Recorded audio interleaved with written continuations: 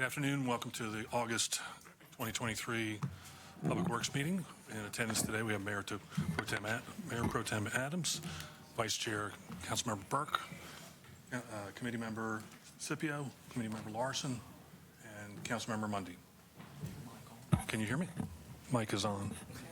Okay. Better. Okay. Lovely voice. Okay. So far, I have had a request to pull C3. Are there any other consent items that we wanted to discuss before we approve the balance? Seeing none, I would ask for a motion to approve the balance. So moved. Second. All right. I have a motion and a second. If we could all vote on that, please.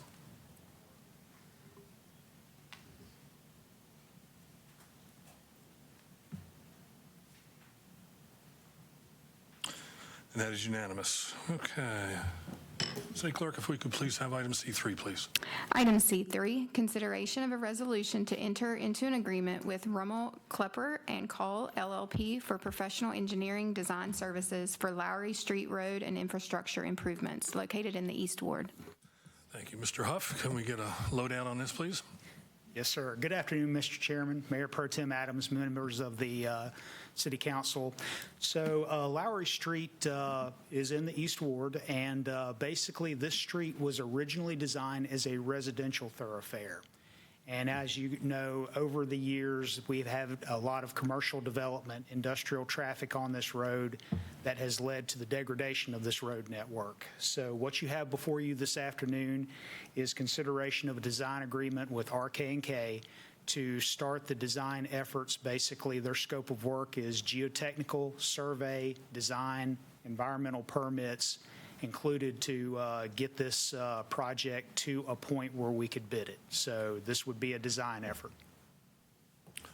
Great. Any questions? Councilmember Larson? Is this going to be a complete rebuild of this road, do you think? Yes, sir. Councilmember Larson, as mentioned, this is a residential cross-section right now. We would have to improve it to an industrial cross-section to support the truck traffic that it's currently undertaking. So it would be a rebuild. So width and depth would change on this road segment from Research Parkway ingress onto Lowry Street to Miami Avenue. Those are your extents. Sounds like an expensive project. Yes, sir. Very good. Okay, Councilmember Scipio. I just wanted to talk a little bit more about this project. Most of you don't know that the very first business park in Winston-Salem is the Lowry Street Business Park. However, it was built in one of our oldest communities, the Middle Fork community. And so where the business park road is, it just can't accommodate all of those big tractor trailers that go down there. We are happy that we had Lowry Court Park, the Lowry Park. We have quite a few businesses out there. But we really need this project. And over time, it continues to wear out. And our city services so good about filling in the potholes, the degraded sides of the road. But, you know, we spend a lot of money doing that. And we just have to go back and do it right now if we're going to continue to have jobs in that area. So thank you, Mr. Huff, for all of your work. You've had more nightmares than you really wanted out there. And so I love you too and all of our employees. So this is also trying to get our employees to be able to use their gifts and talents somewhere else once that road is repaired. So, Mr. Chair, I move that we approve this. Motion's been made. Second. We have a motion and a second. Let's please vote.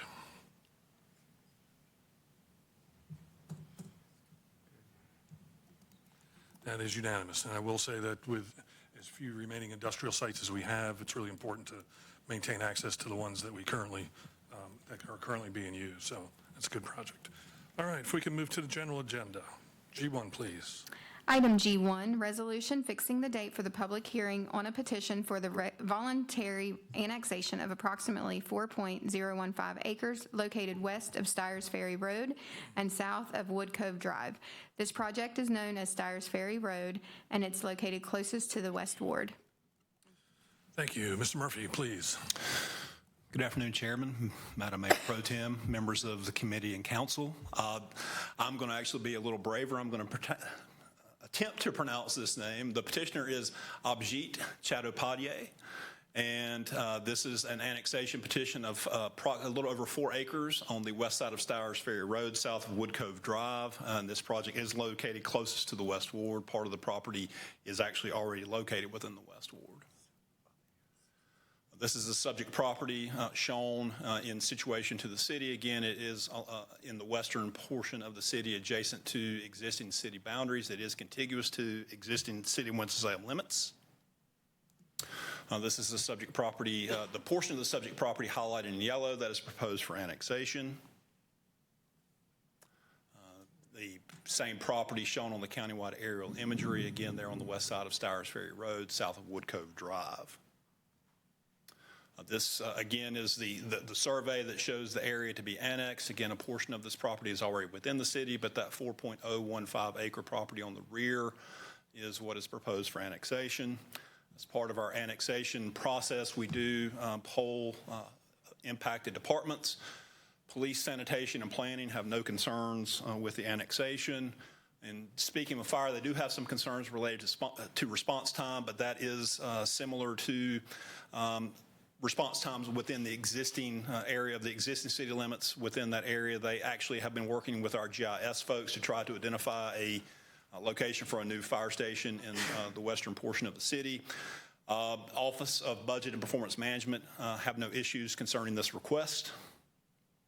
For that reason, kind of going back to the process, staff has verified the ownership, property description, zoning, and acreage of the request. Staff does recommend approval of the voluntary annexation, and we request that you set the public hearing date for September 5th, 2023. That's a resolution that you'll consider at your meeting next Monday night. So that would be the action today, would be to move this forward to your meeting on the 21st to actually set the public hearing date for Tuesday, September 5th. And with that, I'll be glad to answer any questions. Got any questions for Mr. Murphy or comments? Councilmember Larson. Mr. Murphy, any time we can annex property and enlarge the footprint of Winston-Salem, I'm in for it, particularly when we got vacant land that we know is going to eventually want to be developed and add to our tax base. So I'm very happy to see the volunteering of annexation, since we cannot force annexation anywhere in the city at this point. Thank you. Can I get a motion? So moved. Second. Thank you. We have a motion and a second.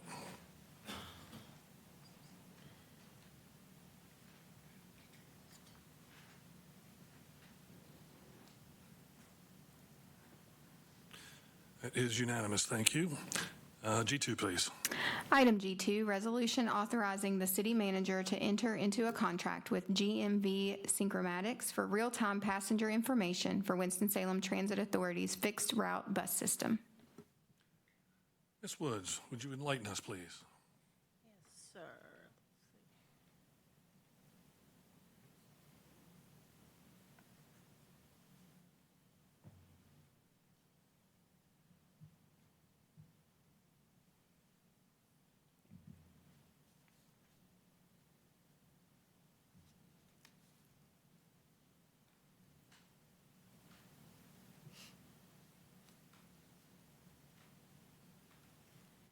Good afternoon, Chairman, Mayor Pro Tem Adams, and the City Council and City and Committee members. What you have before you this afternoon is a resolution asking that we have permission to enter into a contract agreement with GMV Synchromatics. This was previously brought to council, I believe, in May. And as a result of the contract period, we identified the opportunity to ask for an extendable contract, and that was not asked in the original request for approval. In addition to that, we also have in this agreement the initial fee for Remix, which is a software that is used for planning and scheduling as well.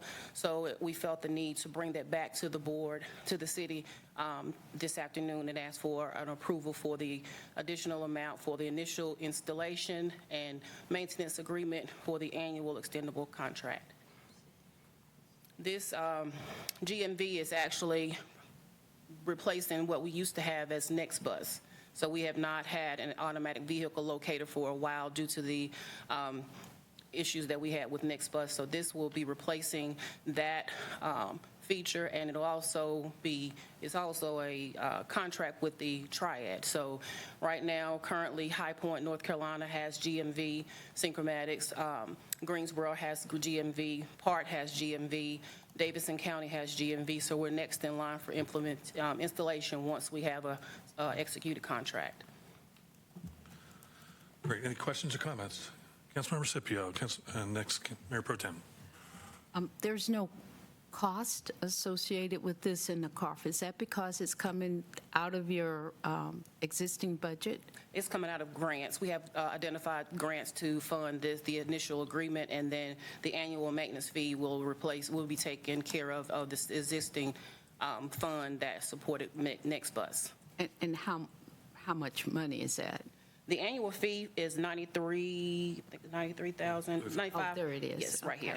Year two. So the initial installation, training, and everything that's included, that one-time fee of $602,533, and then the annual fee after that will be the $95,031.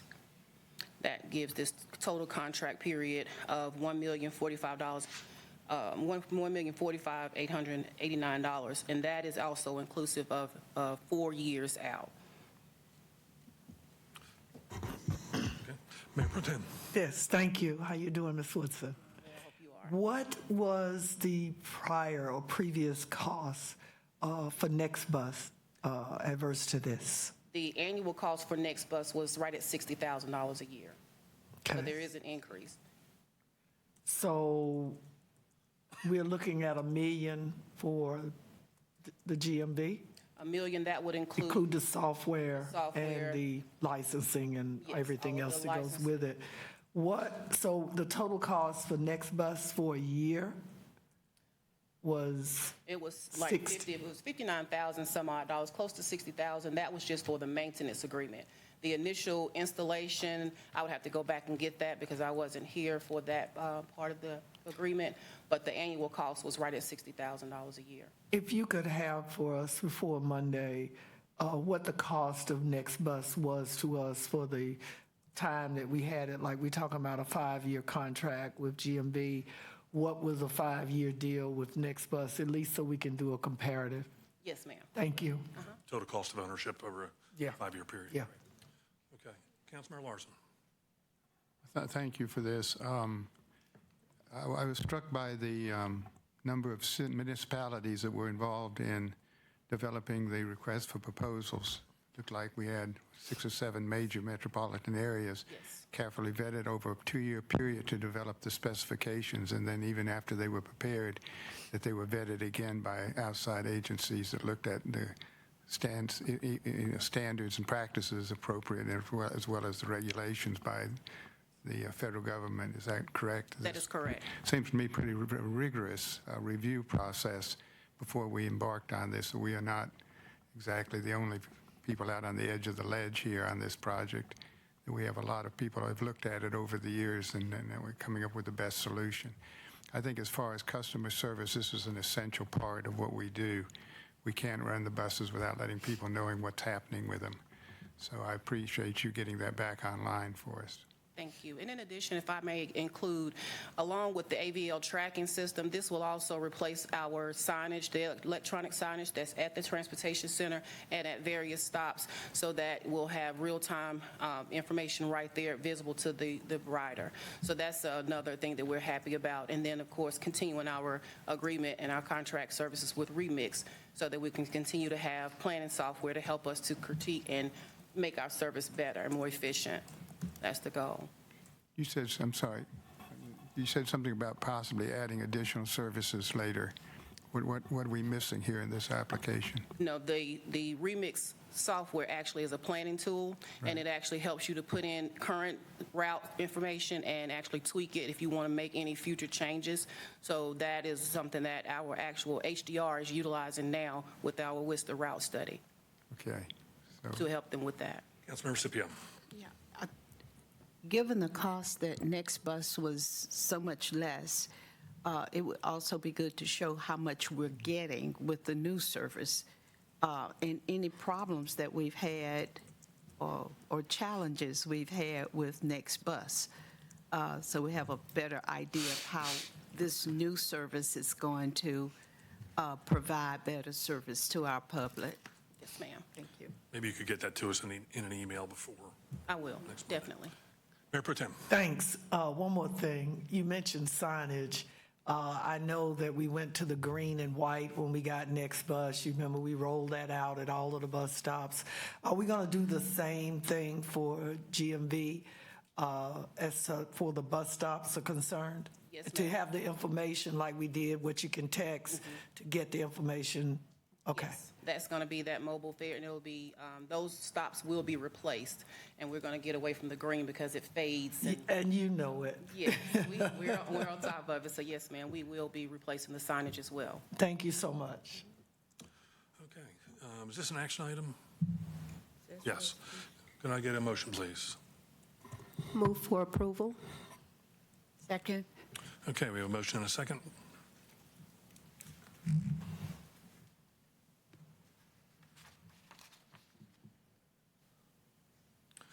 That is unanimous. Ms. Woodson, another excellent report. Thank you very much. You're always very thorough.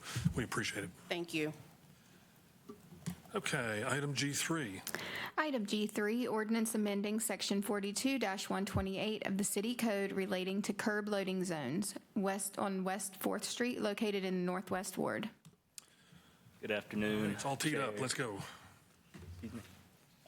Good afternoon, Chair, Mayor Pro Tem, committee Good members, and afternoon. council. Reed Hutchins, Transportation Operations Manager. In front of you, you have the item really formalizing the valet zone on 4th Street in front of the Hotel Indigo. The curb cutout has already been placed there.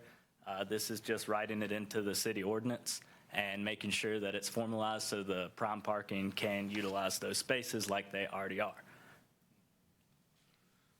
Any questions for Reed? I have one. Mayor Pro Tem. Yes,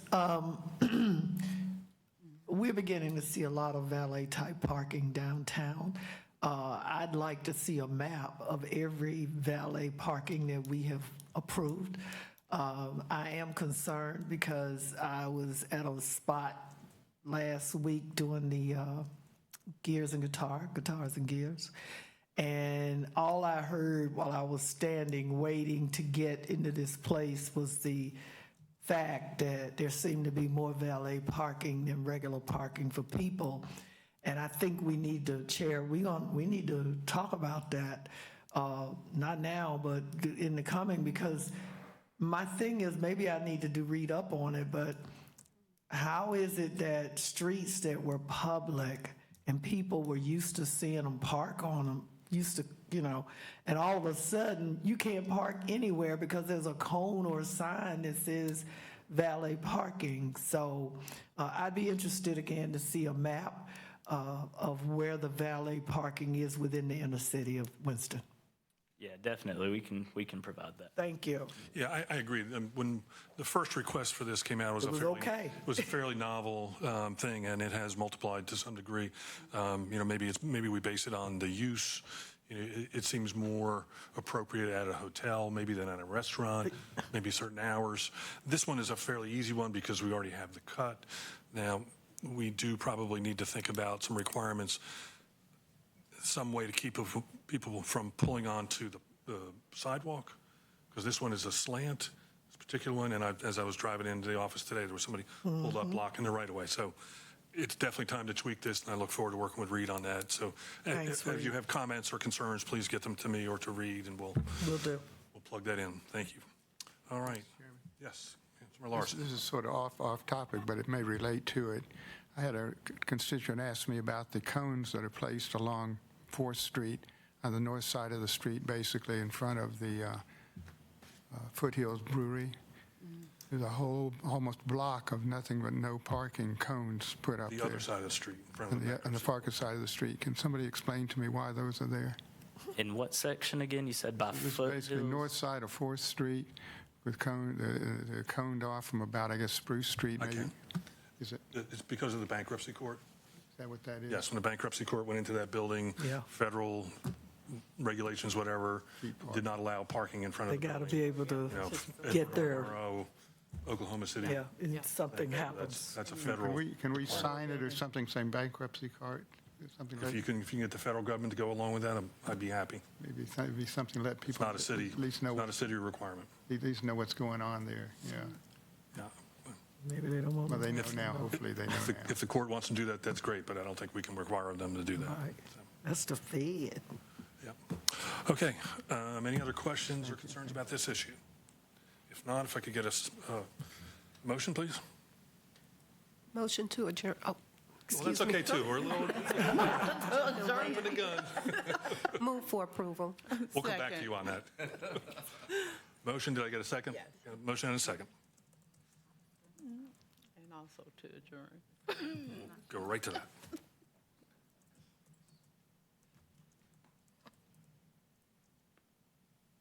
That is unanimous. Now, Motion to adjourn. boom. Oh, I have one more. Councilmember Scipio. I'd just like to recognize my intern for the summer. Nicholas, would you stand up, please? He's about to leave us and go back to high school. Nicholas is also one of our YAC members, and he interned with us last year. And so we always encourage our young people to come and learn about the city. And I guess Nicholas thought it was fun being on city council last year, so he asked to come back this year. And he's an intern through the Urban League. It's good to see you at the most important committee meeting. So thank you very much for helping out. Thank you, Nicholas. Okay, so all in favor of adjournment? Aye. Aye. There we go. Thank you very much.